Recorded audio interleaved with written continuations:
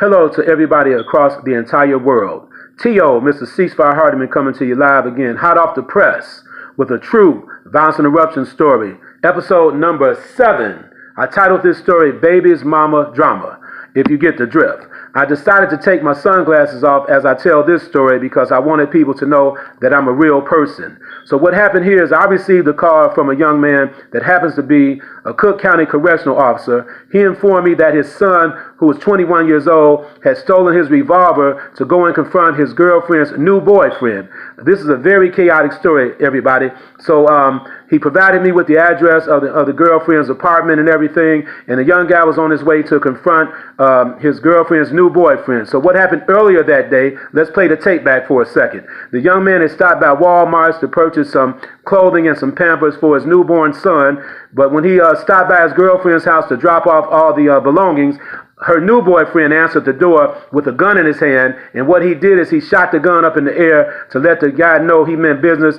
Leave the premises immediately. I'm the new boyfriend. That's what the young man told the other young man. So the young man fled the scene, and he arrived back at his father's house and stole his father's revolver to come back and confront the new boyfriend. So his father called me and provided me with the address. I called 2 of my violence interrupters, and I asked them to meet me there, and his father was on his way as well. But the young man arrived a few minutes before we got there, and the young man's son had shot the windows out in the apartment, and the young man upstairs had returned fire. Now this here was really an explosive scene. Do not try this at home. So one thing led to another. The father talked to his son.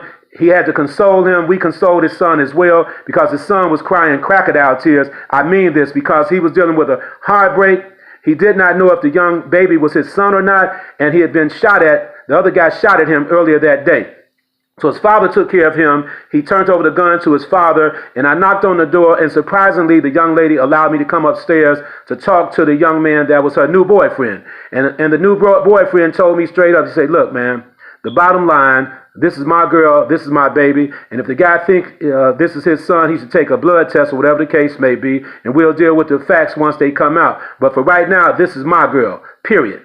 He was straight up about it. I asked the young lady, how do you feel about all of this?